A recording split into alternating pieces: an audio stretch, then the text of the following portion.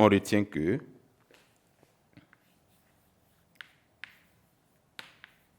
la sécurité alimentaire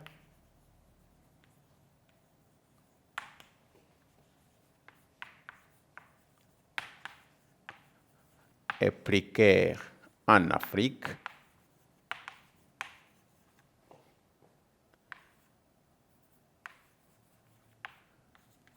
avec des crises alimentaires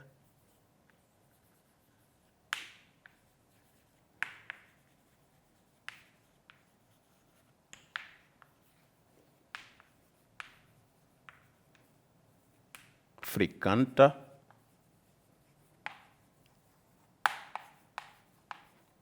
provoquées par, donc on va mettre les conflits. Il y a aussi les aléas climatiques.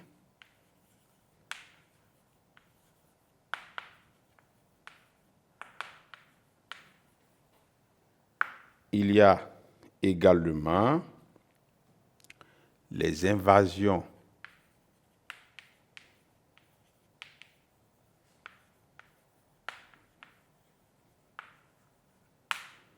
acridiennes.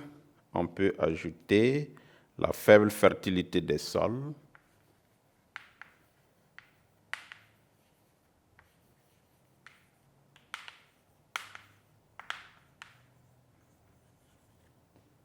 et on peut ajouter les techniques culturelles peu productives.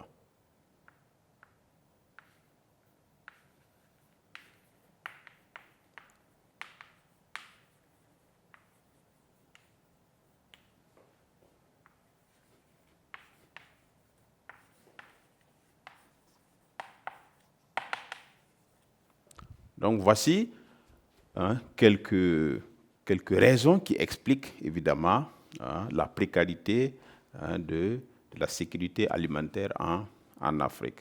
Donc, la sécurité alimentaire est précaire en Afrique avec des crises alimentaires fréquentes provoquées par les conflits. Donc, lorsqu'il y a un conflit dans une zone, évidemment, les populations ne seront pas à mesure de produire. Soit elles se déplacent, ou du moins ça, elles restent un peu cloîtrées dans certaines zones où elles peuvent s'attendre à une certaine sécurité.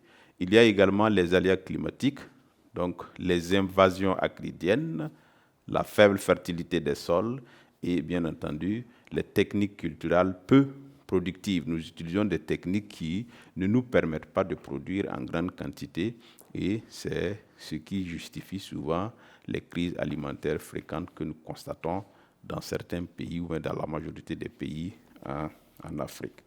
Et on poursuit avec le grand 2, les causes des conflits africains.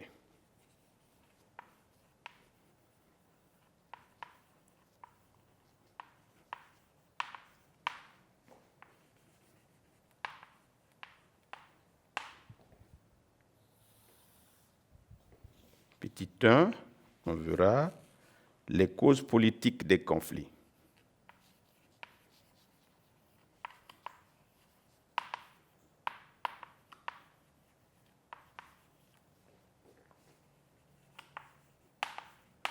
Alors, pour ce qui est des conflits au niveau du continent africain, surtout les causes politiques, on peut d'abord citer le mauvais tracé, d'accord, des frontières. Ces frontières héritées de la colonisation qui ne sont pas très bien tracées. Ce n'est pas souvent très visible. Donc, c'est des frontières artificielles qui ne sont pas souvent visibles et qui n'ont pas respecté, évidemment, certaines réalités du terrain. En ce sens que il arrive des fois qu'on mette des populations qui ne s'entendent pas dans une même zone, après le traçage des frontières, ou du moins qu'on on sépare des peuples qui étaient ensemble avec ces frontières-là. Donc, le plus souvent, le traçage de ces frontières sont des causes de nombreux conflits en Afrique. On peut citer par exemple le cas du Burkina contre le Mali en 1975, en 1985. Donc il y a plusieurs autres exemples. Aussi, on peut ajouter la contestation des résultats d'élections. Dans la plupart du temps, lorsque les gens contestent les résultats, ça entraîne des crises post-électorales et il y a des exemples que nous pouvons citer. On peut prendre l'exemple de la Côte d'Ivoire en 2002 et en 2011. On peut prendre l'exemple du Kenya en 2007, qui sont des crises dues aux contestations des résultats d'élections. Donc voici les deux principales causes politiques des conflits en Afrique. Le mauvais tracé des frontières et évidemment les contestations des résultats des élections. Donc à ce niveau, on peut retenir que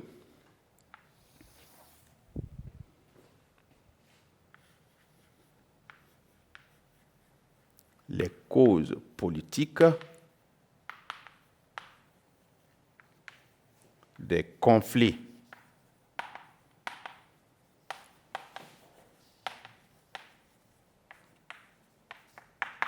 en Afrique sont, d'accord, le mauvais tracé des frontières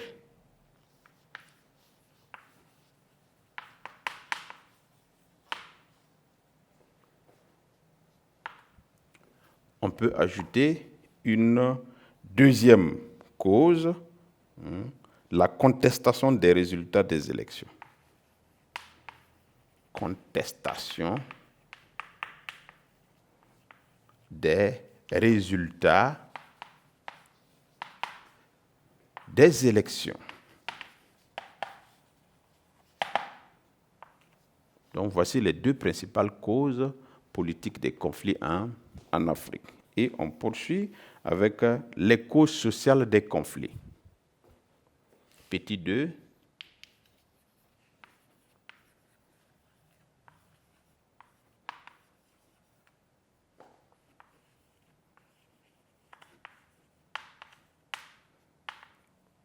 Alors, à ce niveau, il faut noter des problèmes ethniques, d'accord, sur le plan social.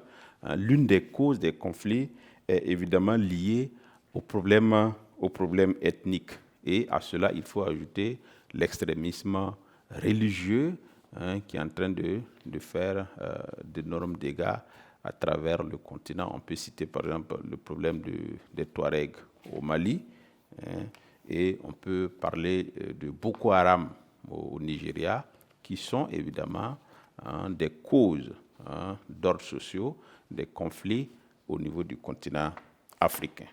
Donc, on retient que les causes sociales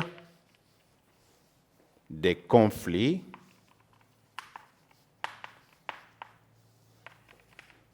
en Afrique sont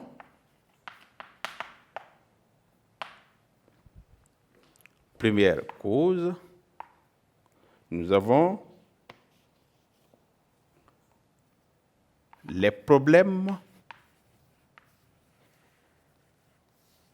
ethniques.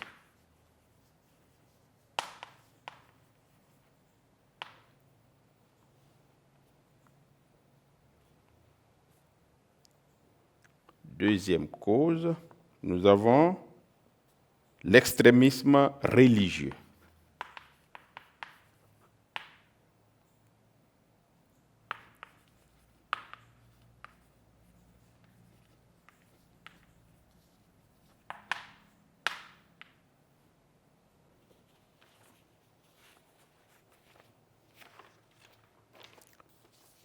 Et on avance avec le petit 3, les causes économiques.